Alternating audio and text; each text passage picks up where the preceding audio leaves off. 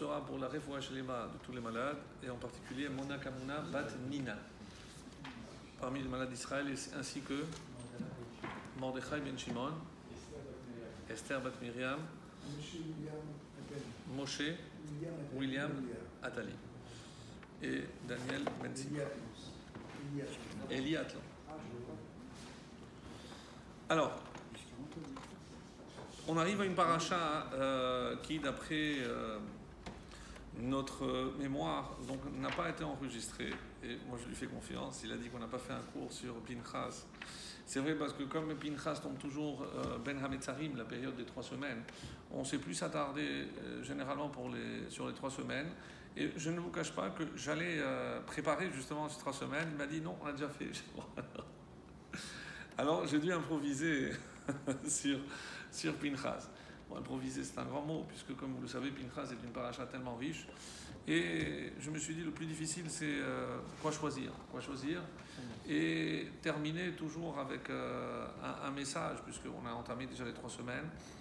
Malgré tout aussi sur les 3 semaines, mais pas par rapport à la tristesse ou par rapport à ces événements qui malheureusement ont fait que cette période soit vécue toujours avec un peu d'angoisse, mais au contraire. Donc comment espérer la rédemption finale et surtout ce qu'on attend impatiemment. Bon, les Lubavitch, les Chabad, ils attendent de Mashiach. Nous, on attend la reconstruction du Beth Amikdash. Bon, chacun à sa façon. Et évidemment, on attend tous la même chose, c'est de nous retrouver à Yerushalayim, Benouya, Be'ezrat Hashem, reconstruite.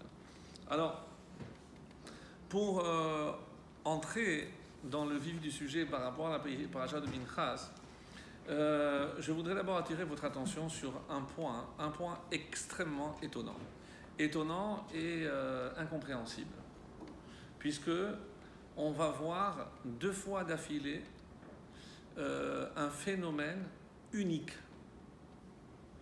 Et pourquoi unique? Parce que, bon, il n'est pas unique puisque déjà il est 2 fois, mais quand on sait qu'il s'agit de celui qui a été choisi pour nous donner la Torah, celui qui a reçu pendant 40 jours toute la Torah dans son ensemble, à tel point que la Gemara dira, même ce qu'un élève va pouvoir apporter de nouveau, Moshe l'a déjà reçu. Donc Moshe a tout reçu. Et à 2 reprises, la fin de la paracha de la semaine dernière, donc qui évidemment est liée au début de notre paracha, puisqu'on va voir ici la récompense du geste accompli par Pinchas, et un autre épisode un peu plus loin dans cette même paracha où il va y avoir une réaction de Moshe incompréhensible. Nit'alema mimenu ha'alacha. Il a oublié la halacha. J'ai bien compris, je ne me serais pas permis. Regardez les mots de Rashi, si vous voulez, après dans le texte. On ne parle pas de Moshe. Celui qui est censé nous transmettre toute la Torah a oublié au moment crucial une halacha concernant ce qu'il fallait faire à Zimri ben Salou, au moment où il s'est uni avec cette femme. Et plus loin dans la même paracha, on va assister à une scène épique. Je ne sais pas si vous imaginez, donc on est dans le Beth Midrash, Moshe qui enseigne la Torah, puisque c'est ce qu'il sait faire, et ils vont arriver 5 femmes. Déjà, avoir le courage de venir devant Moshe Rabbeinu, qui approchait Moshe Rabbeinu? Aujourd'hui, même le Gadol, il faut passer par des filtres et par des connaissances et par des pistons. Rentrer comme ça, de but en blanc. Et pourquoi? Parce que notre père est mort et il n'a pas eu de garçon et c'est injuste qu'il n'hérite pas. La revendication est plus que légitime. Sauf qu'elle a 39 ans de retard. Quand est-ce qu'il est mort, leur père? C'est leur phrase. Il y a 2 versions dans la Gemara. Est-ce que ça fait partie de celui qui était le Mekoshesh Etzim? La majorité pense que c'est le Mekoshesh Etzim, celui qui a coupé le bois, donc juste après Matan Torah. Alors ils ne me dites pas, parce qu'on dit qu'ils avaient déjà reçu Shabbat à Mara, donc il a transgressé Shabbat. Il y en a qui disent que c'était les Ma'apilim. Qui c'est les Ma'apilim?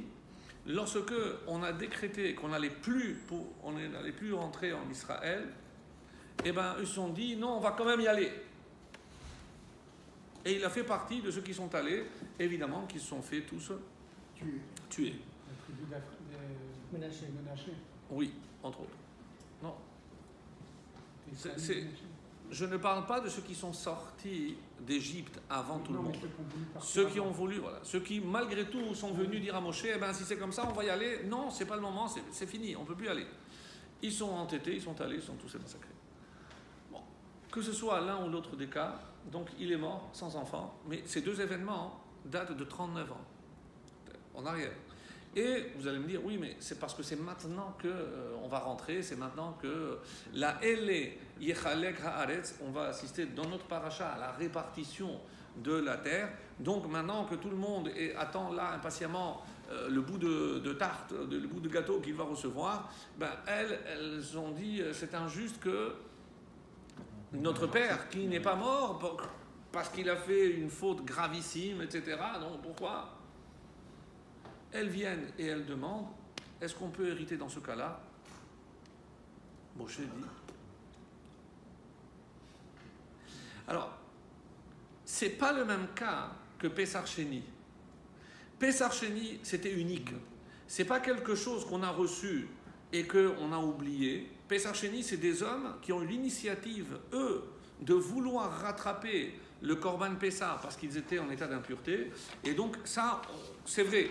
Donc c'est à l'initiative humaine. Donc Moshe a dit, bon, ben, je vais écouter Dieu, ce qu'il dit.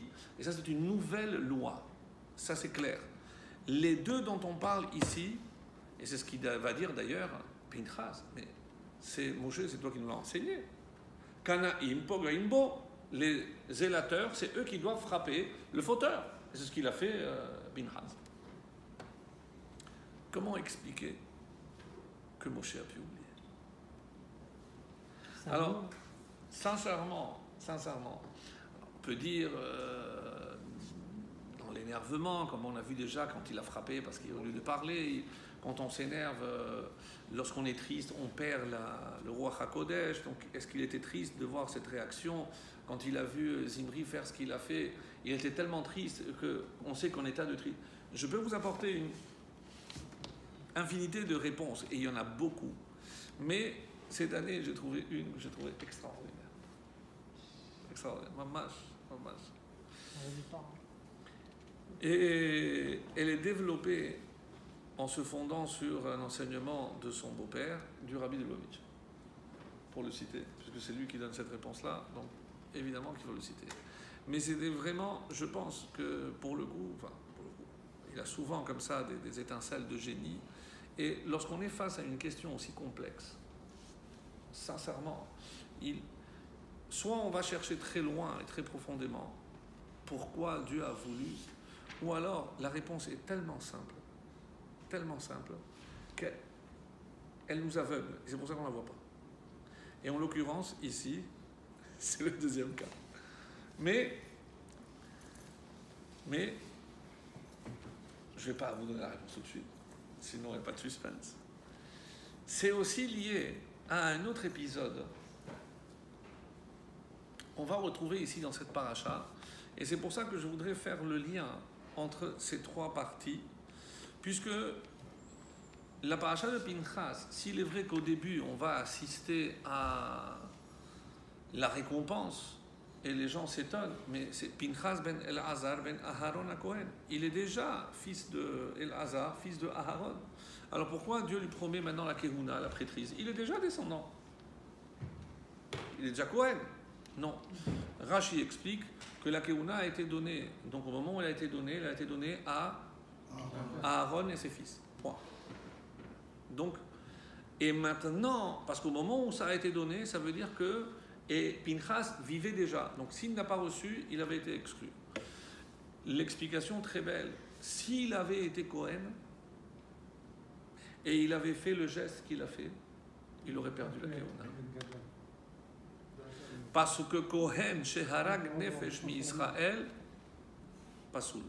Si un Kohen tue un juif, il perd la Kehuna, même involontairement. Et aujourd'hui, dans la halakha, il y a des cas précis, il y a des différences entre Séfarad et Ashkenaz. Par exemple, Lo Alenu, un Kohen qui a écrasé quelqu'un. L'accident. C'est Harag Nefesh, mais Shogeg, bien entendu. On parle évidemment que c'est. Mais d'après ça, il serait déjà invalidé pour la Kehuna. Lui, mais ça peut être... Lui seulement, pas ses enfants. Lui. Oui. Alors dans la halacha, et c'est ça toute la difficulté, Kanaim Pogaimbo, même la traduction ne donne rien du tout. Parce que je dis les zélateurs, Kanaï, c'est quelqu'un qui est très zélé, qui s'empresse de faire les choses, vraiment. Pourquoi d'ailleurs il fallait s'empresser? Parce que si Zimri avait tourné la tête et l'avait vu, il aurait pu se défendre et il aurait fait de la légitime défense. Donc on n'est pas ici face à une exécution de quelqu'un qui est coupable, qui est Chayav Mita, et donc les deux témoins vont l'exécuter, et il n'a pas le droit de bouger, donc il doit être exécuté Chayav Mita. Ici c'est très nuancé, ici, Kanaim Pogaimbo, mais sache, tu te mets en danger. Tu peux prendre le risque d'accomplir cette halakha, mais tu te mets en danger. Il l'a fait, et en récompense, et malgré tout, et Beliti Shalom, le mot Shalom, comme vous le savez, le Vav est coupé. Il est coupé en deux. Lorsque le Shalom doit passer par une scission, une sanction, surtout de mort, le Shalom est touché. Le Shalom est touché. Alors, surtout qu'ils ont très mal pris, la tribu de Shimon a très mal pris l'acte de Zimri, et c'est pour ça que c'est Dieu lui-même qui a dû prendre la défense. Parce qu'on dit, mais regarde d'où tu viens, toi. Regarde d'où tu viens. Regardez, vous lirez Rashi, ce qu'il donne comme commentaire, par rapport à son origine. Pin? Oui. Mais il descend de Aaron, c'est le petit-fils de Aaron. Non, alors j'explique.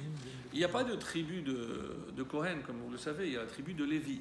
Et dans la tribu de Lévi, les Kohanim ont été mis en valeur par Akadosh Baruch Hu à partir de Aaron et ses enfants. Aaron et ses enfants, c'est les deux qui ont été. Alors, si vous voulez le Rashi, c'est pour avancer.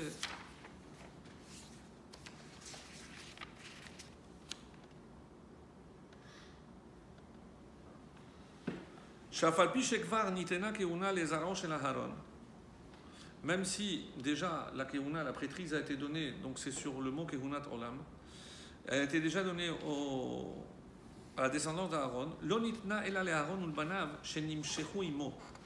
La Kehuna, la prêtrise n'a été donnée que à Aaron et à ses enfants qui ont été oints avec lui.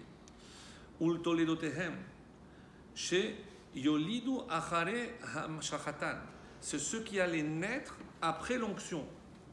Aval Pinchas, chez Nolad Kodem Lachen, Pinchas était né avant, Velo Nimshach, il n'a pas été oint. Donc il était descendant, mais il n'a pas été élu pour être prêtre. Loba lichlal keuna adkan, vechen shaynu bisbachim, comme c'est rapporté dans la Gemara, lo nitkahen Pinchas ad sheharago les Zimri. C'est après avoir tué qu'il est devenu Kohen. Et d'après cette explication, s'il avait été Kohen, et il avait fait ce qu'il avait fait, il aurait perdu. Donc, c'était peut-être en prévision, certainement. Après, on nous donne la descendance de chacun, on va les compter, et ensuite on rentre dans ce qui est bien connu, dans la deuxième partie de toute la paracha, qui nous parle, c'est tous les korbanot qui sont liés au fait. Et là, je pense qu'on l'avait vu déjà. On commence par Ubraché Chodshechem. Plutôt, on commence par d'abord Shabbat, un Shabbat. Après, Ubraché Chodshechem, c'est-à-dire les débuts des mois. C'est-à-dire Rosh Chodesh. Donc, qu'est-ce qu'il faut apporter? Ola, holocauste, Parim Benebakar, etc. Shlosha Esronim Solet, quantité de farine, etc. Et à la fin, Useir Izim et un bouc. Pourquoi? les khatat l'Hachem. Qu'est-ce que c'est khatat? Pour une faute. Pour la faute d'Hachem. Pour la faute Non, d'Hachem. expier. Pour expier une faute d'Hachem. Non, mais c'est pas pour. C'est ce qui est marqué. Ragé. Pour le coup, il dit rien. Il dit Alola tatamid.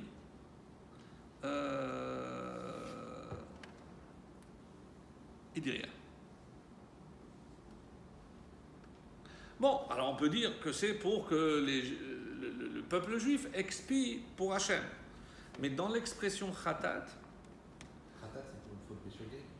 pour Shogeg, Donc par rapport à Rosh Chodesh, il y avait peut-être une erreur d'une journée au lieu de l'autre.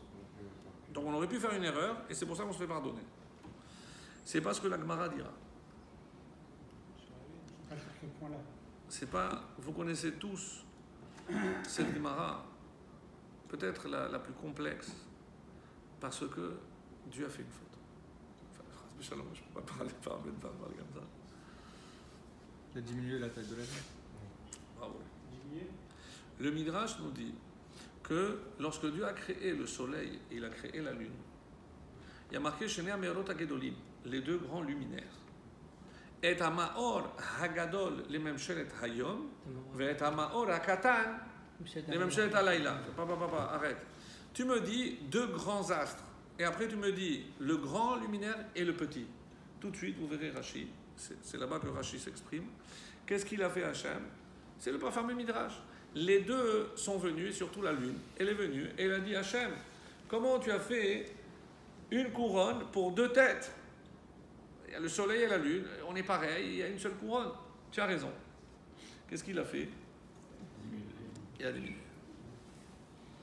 Il a diminué la lune. On dit que la lune est restée tellement triste de ce que Dieu avait fait, que Dieu a essayé de la consoler. Il dit, non, t'inquiète pas, le peuple juif comptera les mois grâce à toi. Inconsolable. La lune ne voulait l'entendre.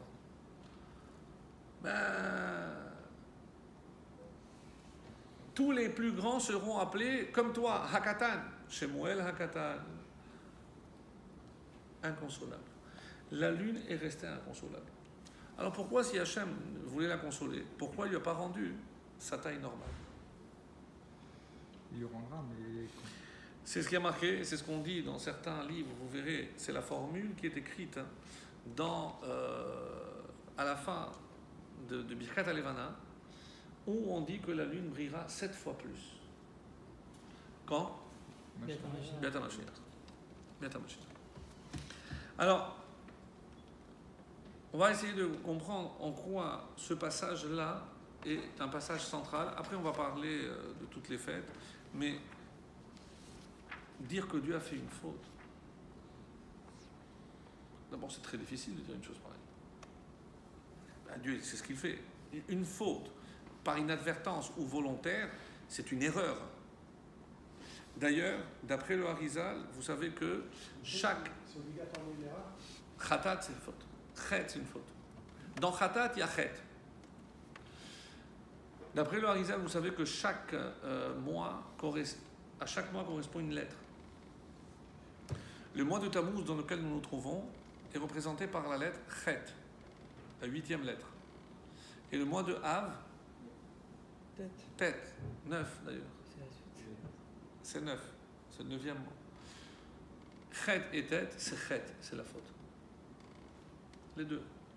Tammuz et Av, les deux symbolisent la faute.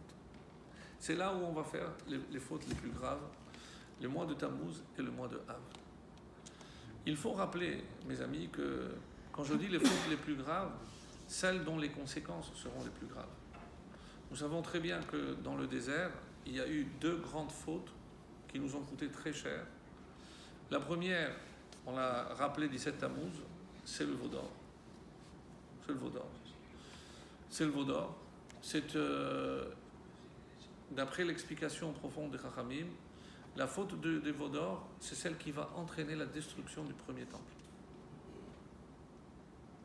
Et la deuxième faute, les Meragelim, donc c'est la cause de la destruction du deuxième.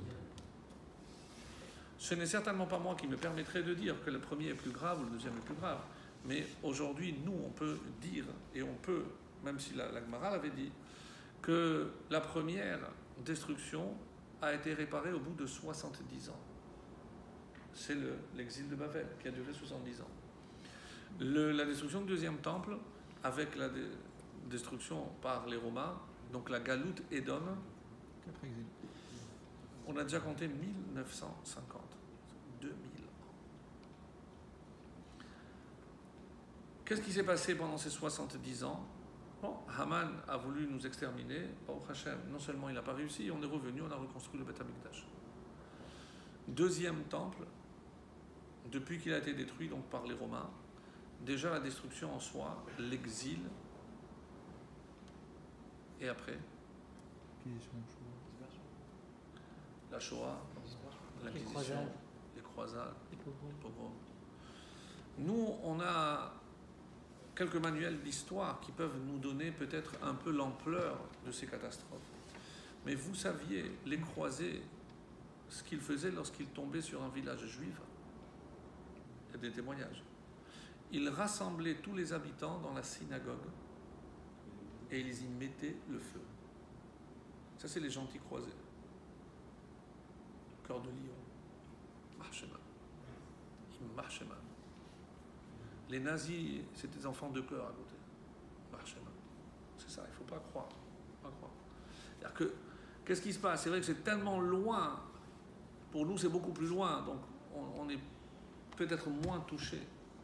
Mais dire que tous ces malheurs, et hélas, la liste n'est pas exhaustive, que tous ces malheurs sont la conséquence de la destruction du deuxième temple. Mais si je dis que la destruction du deuxième temple vient pour la faute des Meragelim, c'est-à-dire ces Juifs qui n'ont pas voulu aller en Israël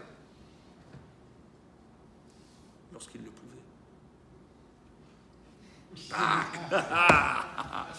Mais oui, écoutez, il y a 1000 ans, on ne va pas reprocher à Rachi, il allait où?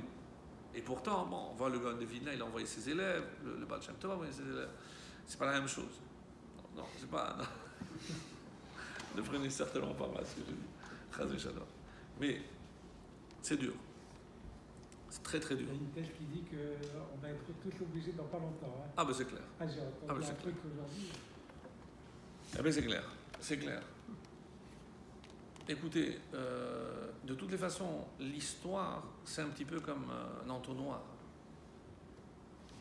Forcément, ça va là où Hachem veut que ça aille. Donc, nous, on peut se disperser autant qu'on veut, mais Hachem a déjà un projet. Ce projet, ça ne peut aller que vers cette direction. On a beau tourner autour. D'ailleurs, vous voyez, lorsque vous mettez le liquide dans l'entonnoir, ça tourne, ça tourne, ça tourne. Mais plus on se rapproche, il n'y a pas le choix. Il faut passer par là, il n'y a pas le choix. Il n'y a pas le choix. Il n'y a pas le choix. Alors, quel rapport avec tout ça?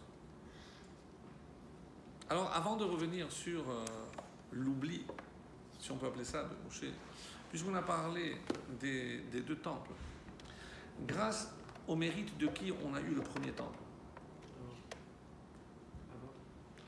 Alors, certains diront que le premier temple correspond à Abraham, c'est David. bien sûr.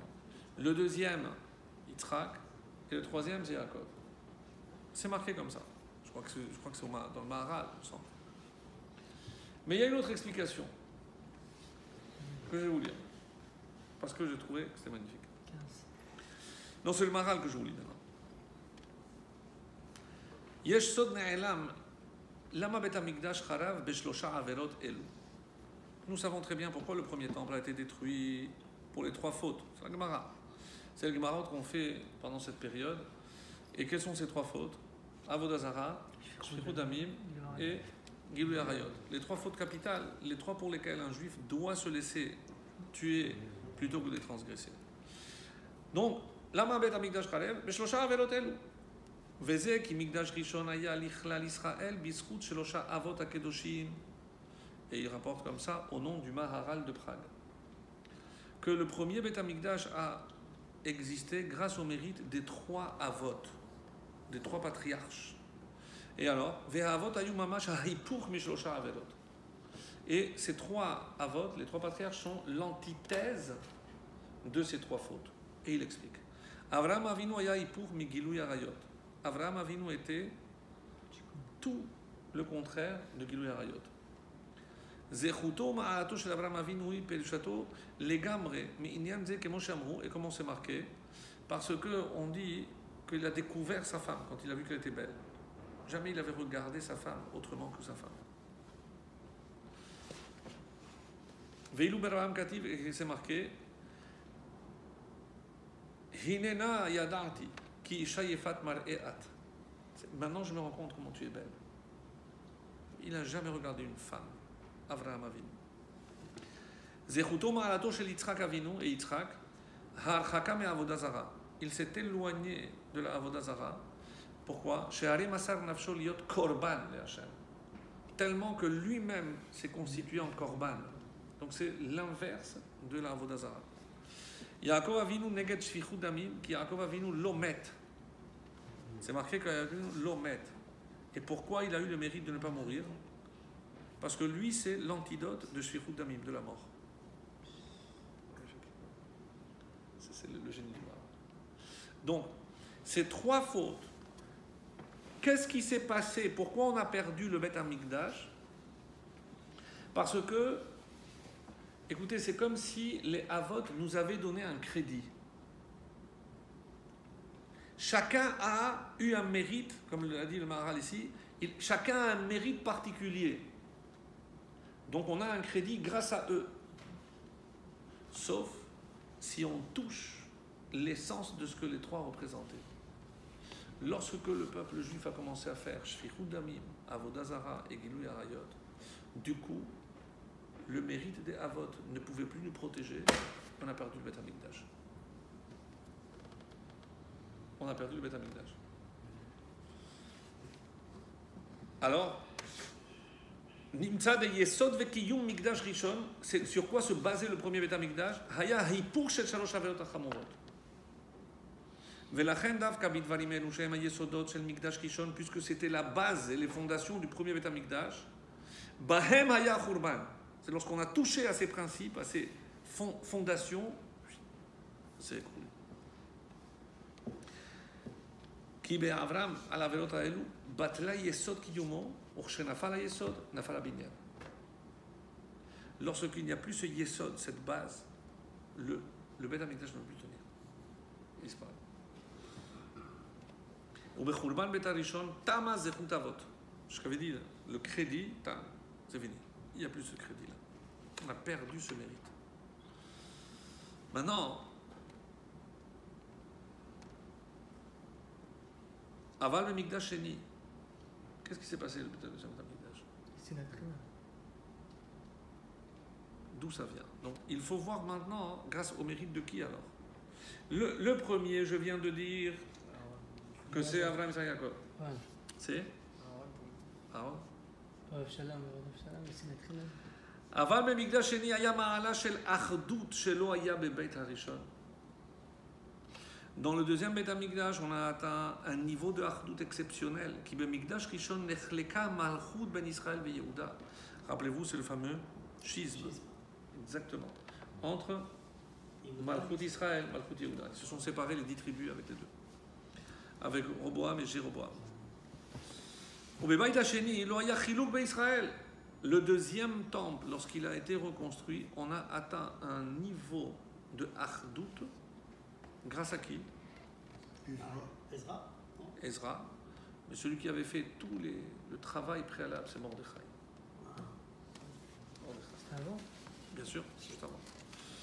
לכן אומר מהר"ל, היסוד של בית השני היה כנסת ישראל. C'est la première fois qu'on en parlait de Knesset, qui nous, on était tous une assemblée. על שם חיבור ואחדות של ישראל. וגם כי ישראל מתאחדים על ידי בית המקדש, שהיה להם כהן אחד ומזבח אחד. Contrairement à ce qui s'était passé où il y avait eu un autre Cohen, ils avaient fait des bamot extérieurs, ils avaient fait d'autres. Là, il y avait un seul Cohen. ונאסרו הבמות שלא היה פירוד וחילוק בישראל. Tout le monde était obligé de passer par le בית המקדש. Il n'y avait pas de dispersion.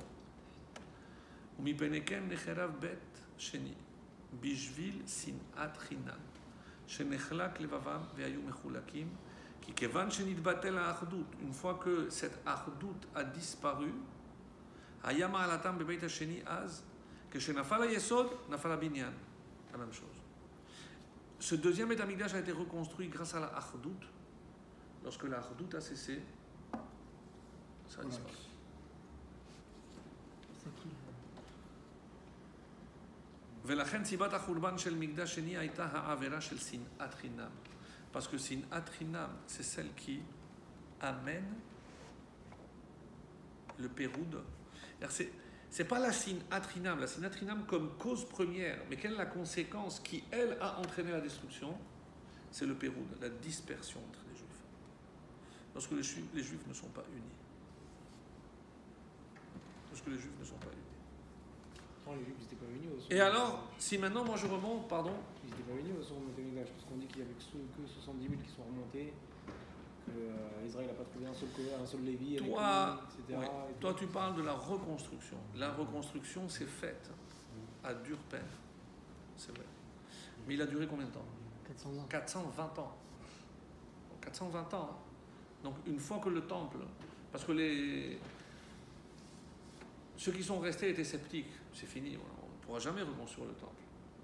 Mais il y a comme ça, lorsque il a finalement été, oui, reconstruit, et Hérode va l'améliorer, va l'embellir, là, ça a attiré beaucoup plus de juifs. Ça a attiré beaucoup plus de juifs. Mais maintenant, si je dis que la source de la destruction, c'est la faute des Meragelim.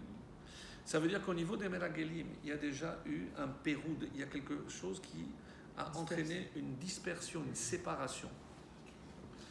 Les Chachamim vont encore plus loin. Jusqu'où ça va, ça? Yosef et les frères.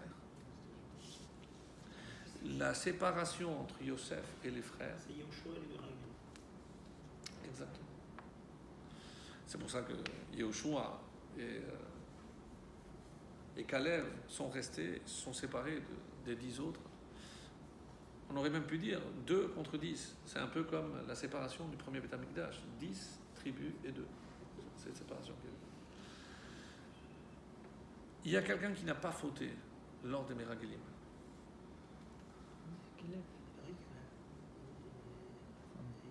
Caleb et Yehoshua, on a dit. Mais tout le monde a pleuré. Parce que si c'était que les 10, alors on punit les 10, ne punit pas tout le peuple. Et pourquoi tout le monde va écoper de... Qui a pleuré? Les hommes. Les hommes. Ah, les Nissim. Les hommes. Qui n'a pas fauté? Les femmes. Les femmes. C'est rare. Les femmes n'ont pas fauté lors de Du vaudou. Meragelim, ni le veau d'or. Bravo. Donc le 9 av, On a arraché les bijoux. le 9 av, quand il y avait le jour où il devait partir, Les femmes c'est n'ont que pas des pleuré. hommes. Les 600 000 qui sont morts, C'est que des hommes. c'est que des hommes. Parce qu'on a dit, d'où vient ce chiffre de 600 000 qui sont morts? C'est le décompte des hommes. Et pourquoi on ne parle pas des femmes? On va fauter. Pas fauté.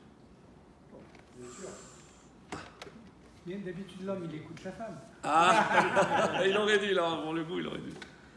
Mes amis, qu'est-ce que ça veut dire? Les femmes voulaient rentrer en Israël. C'est que elles sont très attachées à la terre d'Israël. Elles sont très attachées à la terre d'Israël. Et je ne sais pas si... quel est le personnage biblique qui était le plus attaché à la terre d'Israël?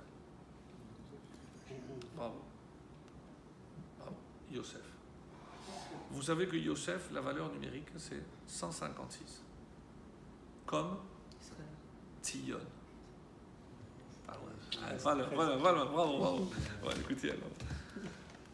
Tzion, 156. Yosef, 156. C'est pour ça que Yosef est le premier Tzioniste.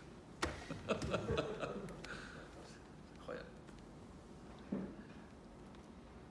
C'est le premier à avoir demandé. Qu'est-ce qu'il a demandé? Lorsque vous quitterez, vous prendrez les autres. Alors, il y a une Gemara qui dit que le tzaddik même après la mort. Ah, et Afilou Bebitato. On dit Krachai. Mais moi je parle maintenant techniquement. Que devient le corps d'un tzaddik? Ah, il ne bouge pas, il est tel quel. Alors pour tout dire, Atzmot. Atzmot, c'est le squelette. Ah, oui. Peut-être qu'il ne se considérait pas lui comme un sadique, mais ça l'était. La Torah parle de Atzmot Yosef. Même lui, quand il dit, vous me prendrez pour aller m'enterrer là-bas.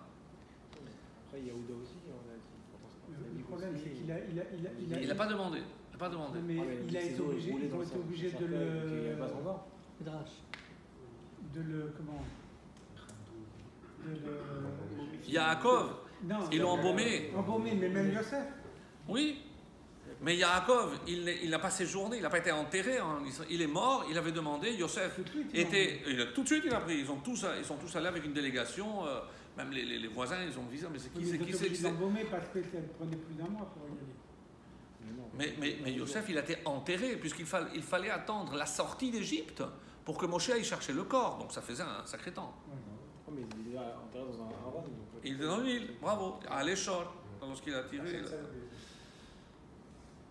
Donc, pourquoi on parle de Hatzmot? Quel est l'autre texte que vous connaissez où on parle des ossements? Ah, la résurrection de Daniel. Les ossements desséchés. Pas Daniel. Les os desséchés. Pascal. Cheskel. Bravo. C'est une haftara. La fameuse haftara. La fameuse haftara. Oui, il avait C'est bientôt là. Pessah. Hatzmot Yeveshim, les ossements desséchés. Alors en hébreu, Hatzmot, c'est l'Aetzem. Aetzem, c'est quoi? À part l'os, c'est l'essence. C'est l'essence. Alors, qu'est-ce qu'on est en train de dire ici? Yosef, il ne dit pas prenez mes ossements. Prenez ce qui pour moi est essentiel. Qu'est-ce qui pour moi est essentiel? L'attachement à la terre d'Israël.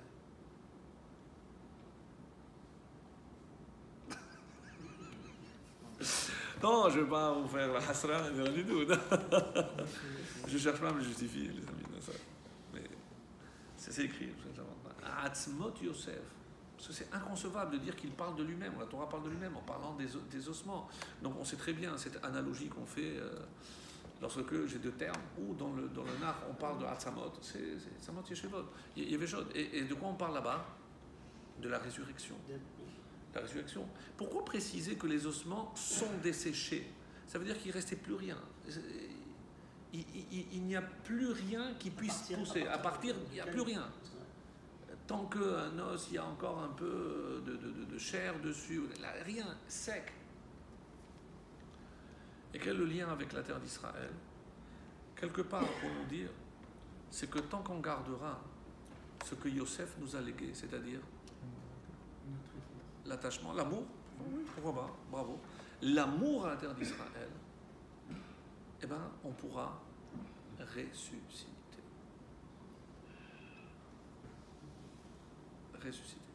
Mais comment ça s'appelle? Revenir sur la terre de nos ancêtres 2000 ans après, et transformer un miracle. Non, une résurrection. Un marche, une résurrection. C'est pas, rappelez-vous ce qu'on avait dit par rapport à Adam. Je le dis, mais j'aime tellement, même si je répète, c'est pas grave. Ça fait partie de ce que je voulais que vous reteniez. Adam, c'est Aleph, c'est Adam, Dalet, David, et même c'est Mashiach. Mashiach. Oui ou non? Donc, si je dis que Aleph, de Adam à David, c'est la même chose que de David à Mashiach. Et si je vois la date de naissance de David, donc si je prends sa date de naissance et je dis que je suis à la moitié, donc je rajoute le double, c'est logique. Et sur quoi je tombe? C'était moins 900, moins 1000. Moins 1000 plus 1000, 1948. Comme la naissance d'Abraham. 1948. C'est-à-dire que Mashiach, C'est en hébreu 5700. Ah, Quoi, le- 60. Pour calculer, je ne me rappelle plus. Je suis fatigué, mais c'est 1948. C'est pareil qu'Abraham. Exact. Mais Abraham, c'est dans le calendrier juif, c'est 1948. Oui. Et 1948, c'est ce qu'on appelle Atralta de Géoula. C'est le début de la Géoula. Donc, le Mashiach, c'est pas un homme, un jour. Le Mashiach, c'est une période. Parce que même si je dis que pour créer le monde, il a fallu 6 jours, il y a des étapes. Pour la Géoula finale, il y aura des étapes. On n'est pas sorti d'Égypte. Combien de temps on a mis? 1 an. Les plaies, c'est 1 an. Je sais ça, mais quand je le dis. Donc il a fallu des étapes. Et on est sorti, on n'est pas allé tout de suite en Israël. Il y a l'étape du désert. Donc il y a des étapes. Et là où je retrouve cette notion, vraiment, je pense la façon la plus claire, c'est toujours dans Yecheskel. D'abord, qu'est-ce qui a poussé les os? Après, il y a eu la chair, les nerfs, après il y a eu la peau. Et après, il n'y avait rien. Mais il y avait déjà le corps. Et après, le souffle. Comme lorsque Dieu a créé Adam. Le souffle, c'est quoi? C'est la Neshama. C'est-à-dire qu'aujourd'hui, Israël, c'est pour l'instant le corps. Il manque la Neshama. Et qui va apporter la Neshama? Nous tous. Pas Bluetooth.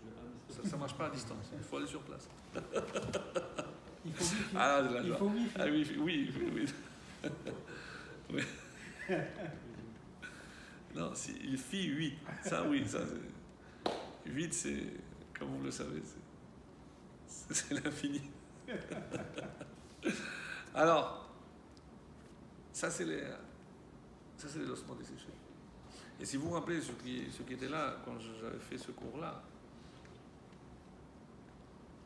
où est-ce qu'on a trouvé cette quantité d'ossements desséchés? Alors, allez, après Auschwitz. La Shoah. Où là, on aurait pu imaginer qu'il n'y avait plus rien. Mais indépendamment de l'image que nous pouvons avoir par rapport à ces ossements, si je dis que Atzmot, c'est aussi l'essence de Yosef, c'est-à-dire ces juifs qui ont tout abandonné, pas les juger, chas v'shalom, mais il leur restait une seule chose, l'essence, l'attachement à Israël. Les Shabbat, je suis entièrement d'accord.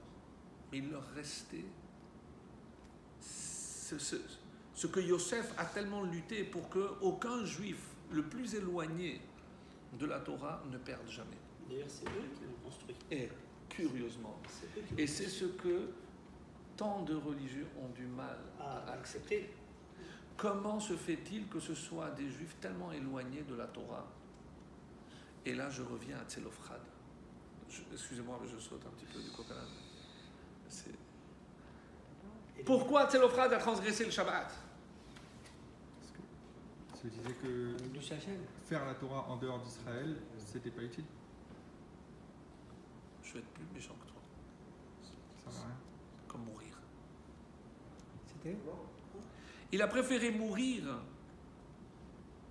que de ne pas pouvoir rentrer faire la Torah en Israël. Gedola Avera Lishma. C'est très dur ça à comprendre aussi. Elle est plus grande, une Avera qui est faite Lishma, qu'une mitzvah qui n'est pas faite Lishma. Je ne peux pas détailler et développer, mais ça nécessiterait, parce que je ne sais pas si vous vous rendez compte de ce qu'on est en train de dire, c'est qu'il vaut mieux quelqu'un qui fait une faute intentionnellement, mais Lishma pour Hachem, que quelqu'un qui fait une mitzvah comme ça, sans réfléchir, sans kavana. Oui. Avec la Super Champ. Sauf que c'était pas un exemple. Et c'est pour ça que Moshe, évidemment, n'a pas pu... quand vous comprenez, vous croyez que Moshe ne savait pas que Mechalele Hamot Yumat, il a transgressé, il faut le tuer. Oui.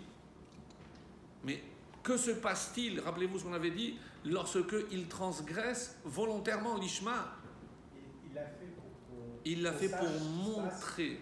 Si on transgresse, que Shabbat. Oui. Il a fait pour Hachem. Pour que, pas simplement pour qu'on sache ce qui se passe si on transgresse le Shabbat. C'est-à-dire que n'oubliez pas qu'avec la Torah, il y a aussi la terre. Comme s'il avait prédit que les Juifs qui allaient plus s'attacher à la Torah allaient se détacher de la terre. Et c'est exactement ce qui s'est passé. C'est pas grave. Non, tu écouteras. Non, parce que ce cours-là, je l'ai déjà fait, c'est pour ça que je ne répète pas. On a parlé déjà ça, donc c'est pour ça que Attendez, vous consulterez les vieux cours. Non, on avait parlé déjà assez longtemps. Je croyais que vous parliez de Célophrate. On peut pratiquer, on va dire. C'est-à-dire que pour nous donner bonne conscience, et c'est exactement ce qui est marqué, vous vous êtes occupé de ma Torah, est-ce que vous vous êtes occupé de ma Malchut? S'occuper de la Torah, c'est une chose, et comment je m'occupe de la Malchut? Ça veut dire s'occuper de la Malchut. C'est ce que je fais pour le Klal Israël. La Torah, je la fais pour moi. Mais qu'est-ce que moi je peux apporter au Klal Israël? Entre autres. C'est-à-dire, je dois justifier que la Torah n'est pas quelque chose d'égoïste que je garde que pour moi. Je dois partager. Je dois aussi faire prendre conscience. Et pas que pour les Juifs, puisqu'on est censé être aussi une lumière pour Les nations. les nations. Hors la goï. Ça. Donc, et comment je sais maintenant que Tzelophrad, ce qui l'animait, c'était son amour de la terre d'Israël? Parce qu'il descend de qui? De Yosef. Ménaché. Donc, c'est évident que je suis obligé de faire le lien. Et pour bien montrer le lien, ces filles-là viennent 39 années après pour dire Avi nous met. Maintenant qu'on n'a pas, pourquoi nous, on ne va pas pouvoir hériter? Et la halakha, elle était claire. Comment Moshe a-t-il oublié? Alors, écoutons attentivement ce que les filles vont demander. Pourquoi il n'a pas eu, alors comme récompense, si c'était à ce point-là pour l'amour d'Israël, pourquoi quand ils vont donner l'héritage, le partage à ses filles, enfin à son descendance, il leur a donné en dehors d'Israël, en dehors de la Aux partie. filles? Oui. Il n'a pas donné Moi, la partie inférieure. avant de poser votre question, j'ai une autre. Parce que ça me vient comme ça. Pourquoi les filles ne pourraient pas hériter? Non, c'est pas la question. C'est pas la question. Si, moi je vous demande. Non, les filles n'héritent pas. Si elles viennent réclamer, c'est que normalement, d'après la halakha, elles n'héritent pas. D'après le din Torah, elles n'héritent pas. Aujourd'hui, celui qui en Israël veut faire les choses d'après la Torah, donc le Bechor doit prendre une double part, parce qu'il a bavé plus, parce que les parents étaient encore inexpérimentés, donc il a dû baver plus que les autres. Je suis alors, et donc lui il a une double part, et les filles n'héritent pas. Donc si je vais après la Torah, Alpi Torah, c'est le din Torah, c'est comme ça. En fonction de leur mari.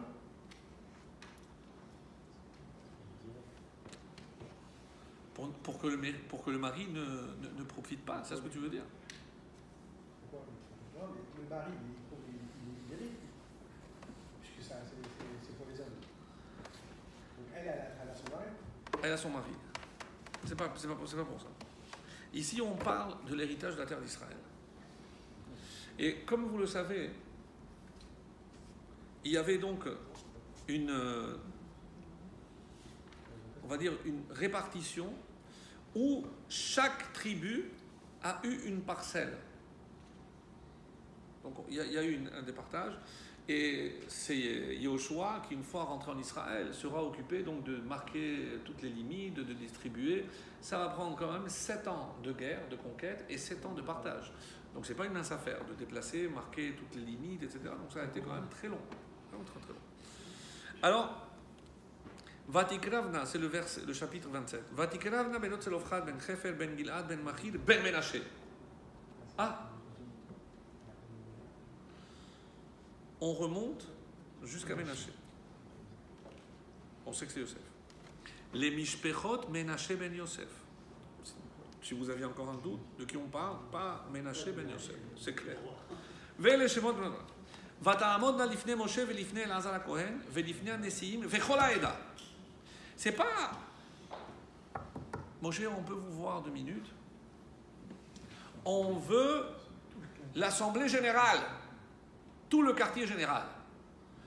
Moshe, Elazar, Nesiim et toute la Eda, tous ceux qui. Aïe, aïe, aïe, aïe, aïe, aïe, aïe. Tu as un problème. Je ne sais pas, va. Qu'est-ce qu'il y a? Elles ont ameuté tout le quartier. Elles sont des femmes, oui, elles ne font pas les choses à moitié. Et on y va. Avinu met bamidbar. Notre père est mort dans le désert. Velo aya betocha eda. Lui, il faisait partie de cette assemblée qui a Hanoadim al Hashem, ceux qui sont révoltés contre Hashem. Ba'adat Korah, lorsque ni Korah, qui behet omet, il est mort par sa faute. Ubanim lo ayulo.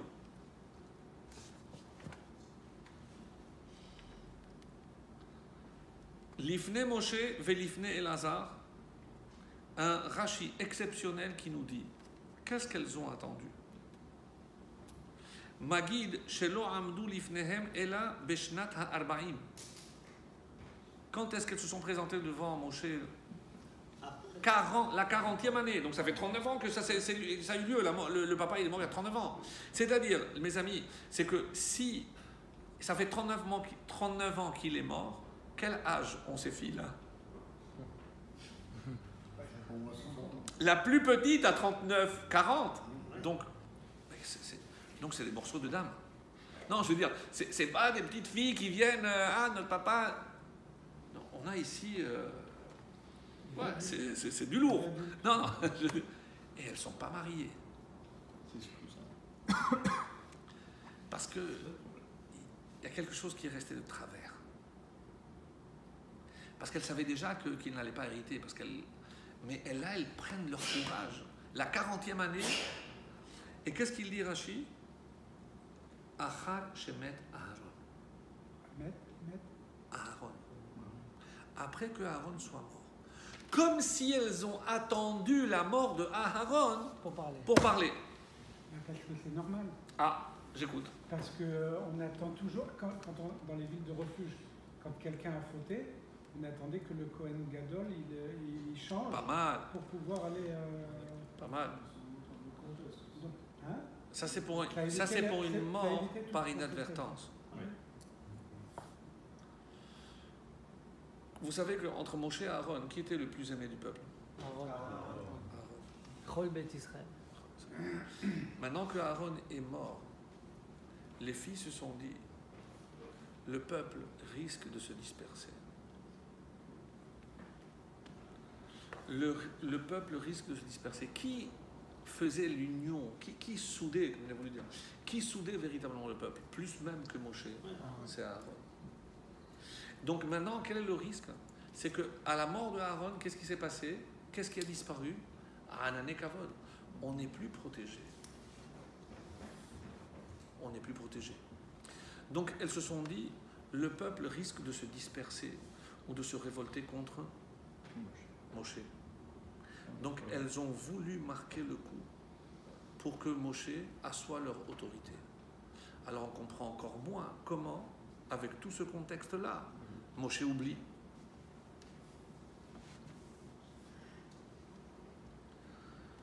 Lama Igara Shem Avinu, pourquoi notre père, son nom va disparaître? Personne ne va se rappeler de Tselofchad. Ben Chefer. Vatikravna benot Tselofchad. Ici c'est. Ben Chefer. Ten alanu achouza. Donne-nous. Pas est-ce que tu peux pas. Une femme qui sait ce qu'elle veut lorsqu'il s'agit de la terre d'Israël. Vayakrev Moshe et Mishpatan Lifnei Hashem. Je vous avais dit, lisez Rashi. Vayakrev Moshe, Moshe a rapproché ce jugement de Hashem. Nit'alma halacha mimenu. C'est pas que c'est une loi qu'il ne connaissait pas. Nit'alma, elle a disparu. Il savait qu'il y avait une halacha comme ça. Disparu. וכאן נפרע על שנטל עטרה לומר והדבר אשר יקשה מכם תקריבו אליי. Ici, Rashi essaie de nous faire expliquer comment il a oublié. Parce que rappelez-vous, lorsqu'il a dit à l'époque de Yitro, les choses, vous voyez avec eux, et les choses dures, vous viendrez me voir. Il a fait peur de Vaïsh Moshe Anav. Donc, il y avait un soupçon d'orgueil. Les cas compliqués, venez me les voir. Et bien même les cas simples, tu ne vas pas réussir. C'était une punition pour Moshe alors. Exact. Enfin, il en avait quand même comme C'est ça que Rashi, moi je trouve beaucoup Rashi. avant. Je relis.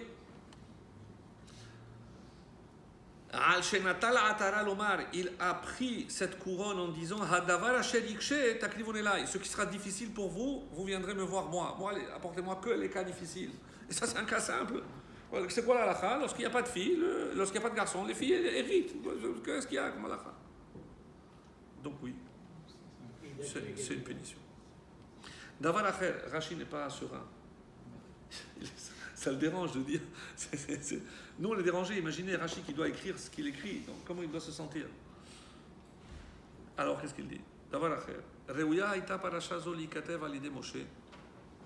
Ela shezachu benot zelofchad venichteva al yadan. Cette paracha, cette halacha, elle aurait dû être écrite par Moshe. C'est Moshe. Torah Tzivalanu Moshe. Moshe nous a donné toutes les lois. Torah 611. Mais comme les filles de Tzelofrad ont eu ce courage, la Torah a voulu les récompenser. Et alors, on a voulu que cette halacha, que dans un cas où il y a des filles et qu'il n'y a pas de garçons, que les filles héritent, et bien cette halacha, elle sera écrite grâce à qui? Grâce aux filles. Et pas Moshe. Donc là, c'est pas une sanction, c'est pas une sanction pour Moshe, c'est une récompense pour les filles de Tzelofrad. Donc c'est pas une talma halakha. Alors c'est difficile. Non, c'est-à-dire, Hachem il a dit, je vais occulter pour donner le mérite aux filles. Pas pour le punir. C'est davar acher. Ça se sent mieux quoi. C'est mieux la idée, non. Arrêtez. Dire que Moshe a été puni, c'est trop difficile. Non, parce que ça n'aurait pas été la première fois que Mida que Hachem fait avec Moshe, mais... Oui. Mais c'est vrai que c'est dur de dire ça sur Moshe. C'est difficile. C'est trop difficile. Trop difficile. Alors,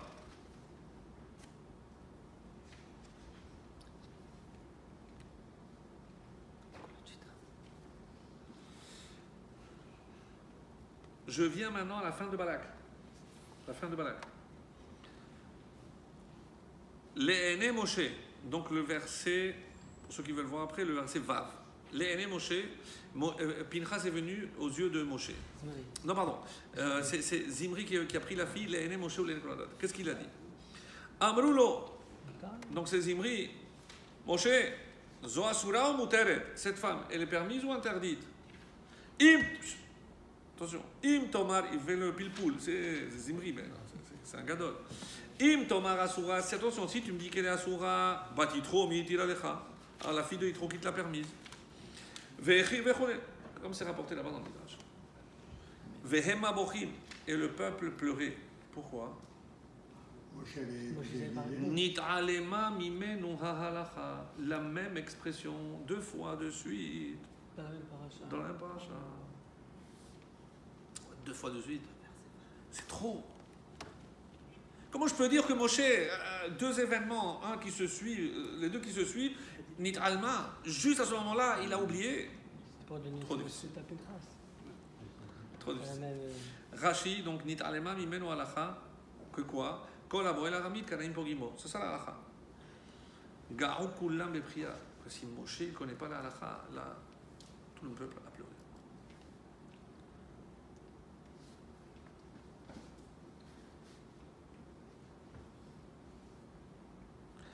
Un homme qui a tenu tête à Og, Melech HaBashan, à Sichon, comment? Il a perdu ses moyens devant 5 femmes. On a lu Rashi. Il y a quelque chose ici. Vous êtes d'accord avec moi qu'il manque quelque chose. Et c'est ce que, maintenant que vous avez attendu patiemment, on va revenir à la réponse que développe le Rav Glovitch. Il y a la chose suivante. Qu'est-ce qui a marqué dans Pirkei Avot? Lorsque j'ai un doute ou j'ai une halakha que je ne connais pas, qu'est-ce qu'il faut faire? Raja. Aseh lecha Ah, c'est l'air. Aseh lecha rav. À qui ça s'adresse? Surtout un rab. Parce que quelqu'un qui est ignorant, j'ai pas besoin de lui dire, va demander à un rab. S'il veut connaître la halakha, c'est sûr qu'il va demander. Est-ce que vous pouvez me dire ce que je peux faire les 3 semaines? Est-ce que ça c'est permis? Mais un rab, il connaît. Qu'est venu nous enseigner ces 2 passages? Pourquoi il a oublié? Parce que dans les 2 cas, il est nogea badavar, il est impliqué.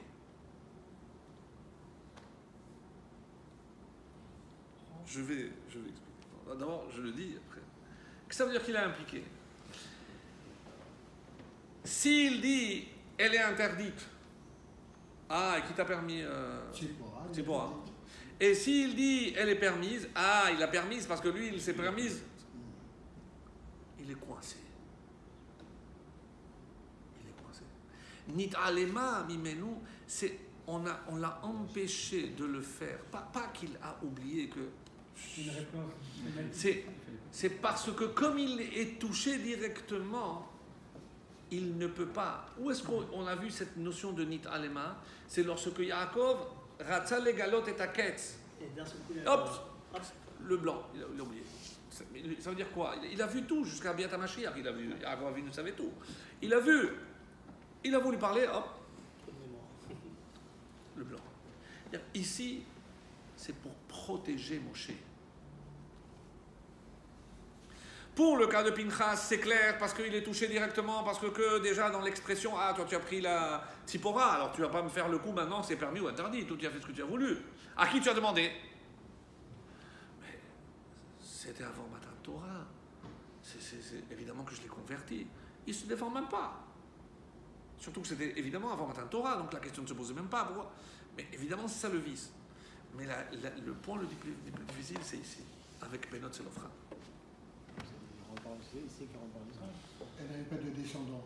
C'est pour donner le mérite à Pinchas, d'avoir. Est-ce que c'est par rapport à ses enfants à lui, qui n'allaient pas hériter? Et d'ailleurs, dans cette paracha, on va choisir Le choix. le choix. On va choisir quoi? C'est juste après cet épisode, il s'est dit, c'est vrai que je dois penser à ma succession. Et là, Dieu lui dit, prends Yoshua. Pas tes enfants. Très très dur. On avait apporté des réponses que celui qui ne traverse pas l'Égypte ne peut pas connaître celui qui ne traverse pas l'obscurité ne peut pas connaître la lumière. Ça reste très difficile. Moshe qui a donné son corps, son âme, son être entier pour le clan d'Israël. Mais ici, vous savez que le shochad, lorsque je veux être jugé par un juge, si je donne un cadeau ou autre, Un pot de vin. c'est un pot de vin. Mais je peux faire des pots de vin sous forme d'enveloppe, ou bien quelqu'un qui n'est pas attaché à l'argent, à quoi il sera, oui, attaché forcément? La nourriture. Au kavod. Oui. Et qu'est-ce qu'elles ont dit exactement?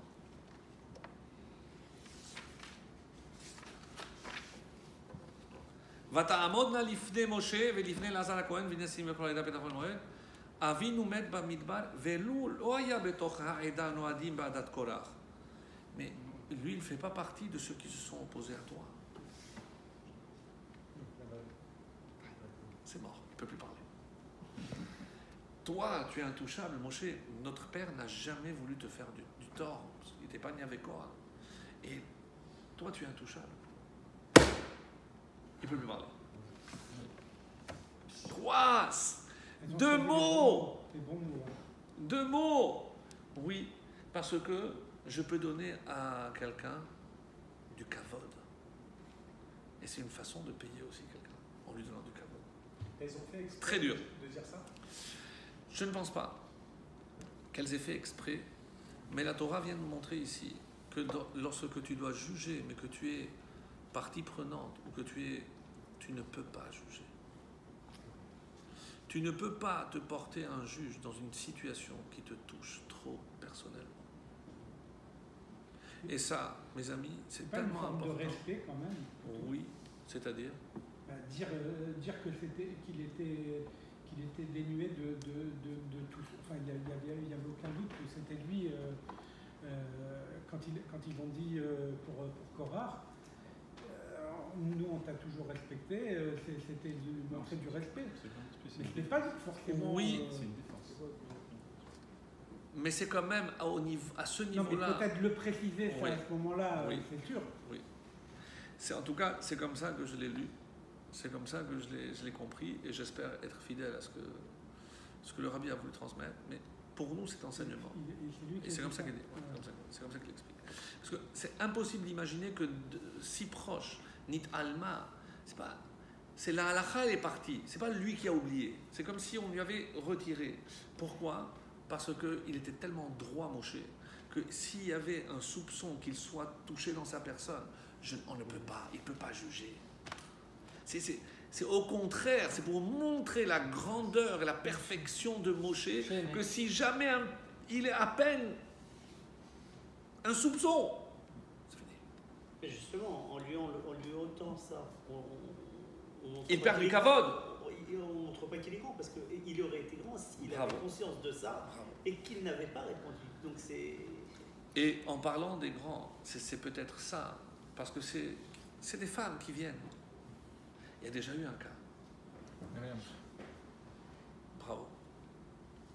Et devant un grand, qui était le grand, son père, Amram.